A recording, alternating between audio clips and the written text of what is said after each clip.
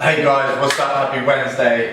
Jonny here again, back with Whiteboard Wednesday number 2. Going to keep this one a little bit shorter. I want to talk to you today about the difference between reactive and proactive live chat. Again, catchy title, suggestion on a postcard. So one of the things that we often talk about is what is the difference between those?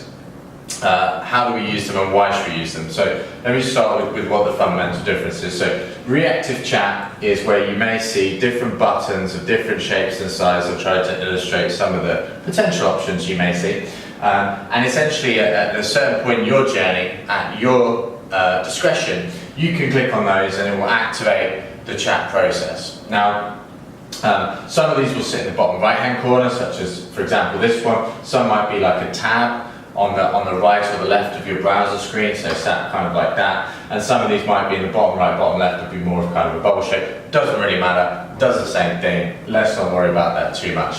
Now, the analogy here, I guess, is that this is whereby you're in the store, you're in the physical store, and you're looking around and you need someone to help you.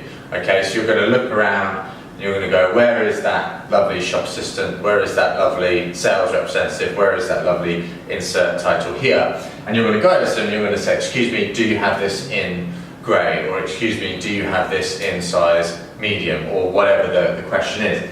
That is reactive chat. It is entirely dependent on the person self-selecting themselves for help, self-selecting the fact that they want to speak to someone and want to have your support and advice. On the other side is proactive chat. Now this is where you may have seen these kind of boxes that pop up and kind of take over your screen, static images, normally always with someone wearing a headset, which I find bizarre, because they won't be talking to you with their voice, they'll be typing to you, and they're always wearing a headset. So if you're wearing headsets, maybe think about changing that. This one here will normally take over the middle of your screen. The ones we tend to like and use are the ones that actually pop up in the bottom right and actually start with the specific message, and we'll get into the differences between those a little bit. Now, the analogy we'd like to use here is this is when you're in the store and someone comes up to you and says, can I help you? So these are your secret weapon. Okay, the proactive chat side, why it's so important is because if you put chat on your site and you leave it like this with just a button, you're going to have a self-selecting group who opt into that. This is your ability to drive engagement with specific subsets of users, if done well. Key point, if done well. So this is really your secret sauce to helping you drive specific results. Let's talk about the difference here. Reactive chat, two main things you can really do is look at your placement. Where is the button, on what pages is it available, and where on that page is it available? End of discussion, end of conversation. That's reactive chat. Thank you very much for coming.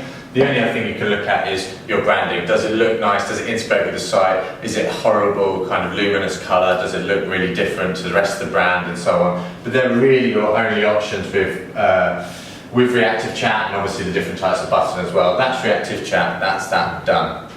Proactive chat, now this is where there is infinite possibility. But really the key to proactive chat being good is delivering a message at the right time with the right message. So what I mean by that is you see a lot of stuff that is irrelevant to what I'm doing at the moment. So for example, I walk into a store and before I've even had a chance to look around, I have someone coming up to me saying, can I help you? Well, no, you can't, because I just got here and I haven't even looked around anything, so thank you very much. Goodbye, close window, go away, don't speak to me again. So it's really important that we actually look at and understand the user behavior through the journey using things like analytics, whatever platform you're using at the moment to do that, and actually understand how do we take specific user behaviors and stack rules to target specific subsets. So potentially we want to talk to someone who went to the basket process and then left the basket process. That looks like a distress signal.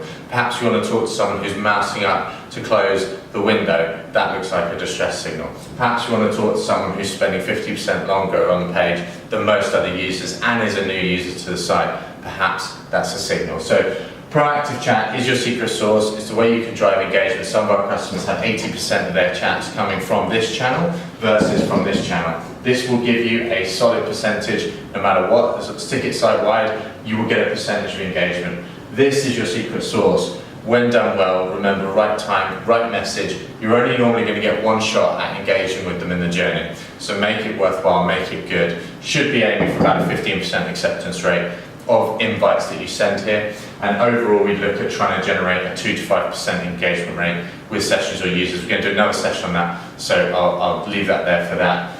Reactive Proactive Chat, thank you so much. See you next Wednesday. Don't forget to subscribe, wherever it is.